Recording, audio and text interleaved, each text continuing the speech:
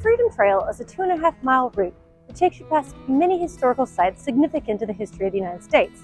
The tour starts here in Boston Common Park and can be done by booking with a tour guide or following a self-guided audio tour, which is what I'm going to do today.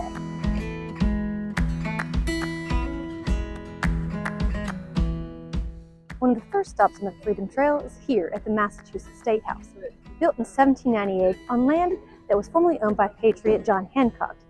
It is the oldest continuing state capitol in U.S. history. You see that gold dome on the top? That's been gilded in 23-karat gold. Should you want to take a tour, it is free to go inside.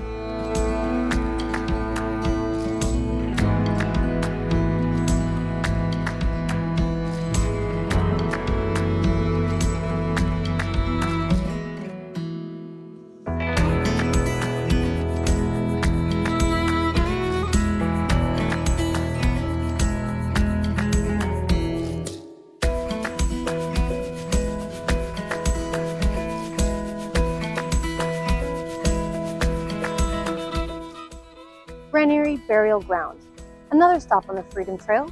This is one of Boston's oldest cemeteries, dating from 1660. It is the resting spot of revolutionaries such as John Hancock, Samuel Adams, and the famous midnight rider, Paul Revere.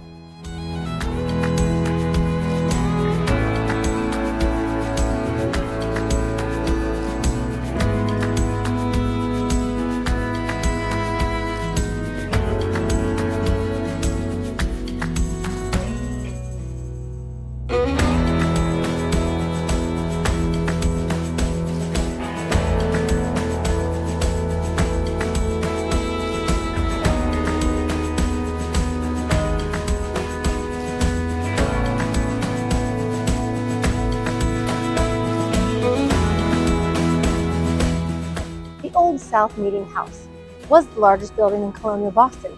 It is now nestled in the heart of downtown. It became the center of protest against English rule of the colonials.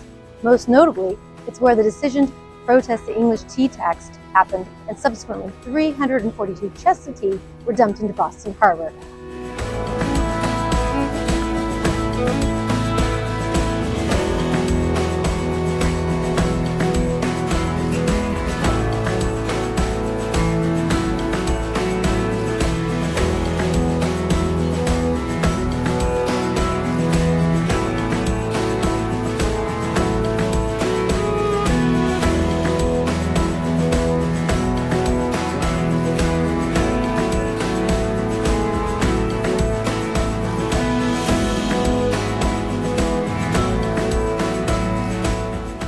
Fel Hall was given to the city of Boston by rich merchant Peter Faneuil, who became famous as the meetings and protests that took place here led to the start of the American Revolution. Today, it's just a regular marketplace where you can find food stalls and other stores inside.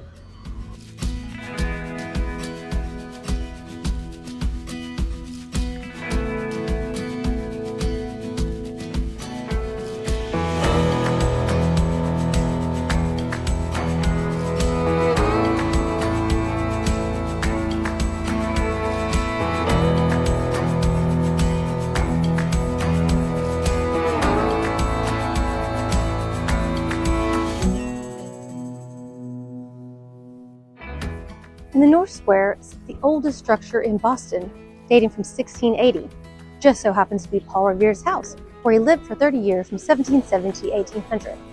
Today, for a small fee, you can take a tour inside and see how it once was.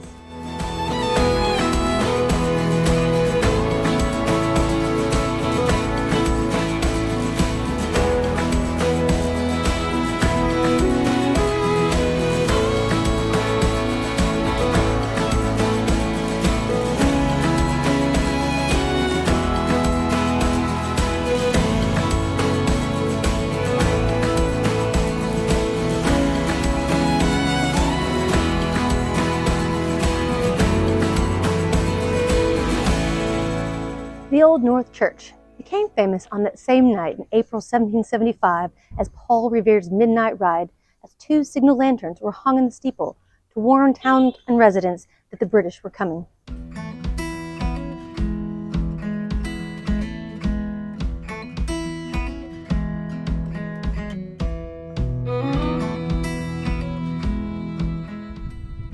Behind me is the USS Constitution.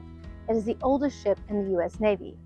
It became famous during the War of 1812, where it never lost a battle and gained the nickname Old Ironsides. You can tour this for a small fee, but unfortunately for me today it is closed, so this is about as close as I'm going to get.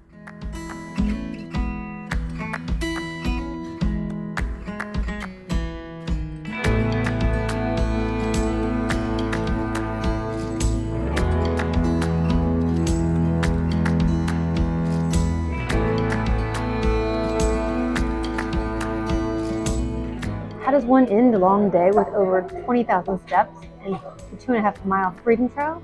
By stopping in one of the oldest pubs in Boston, the Green Dragon Tavern. It was often frequented by both Paul Revere and John Hancock.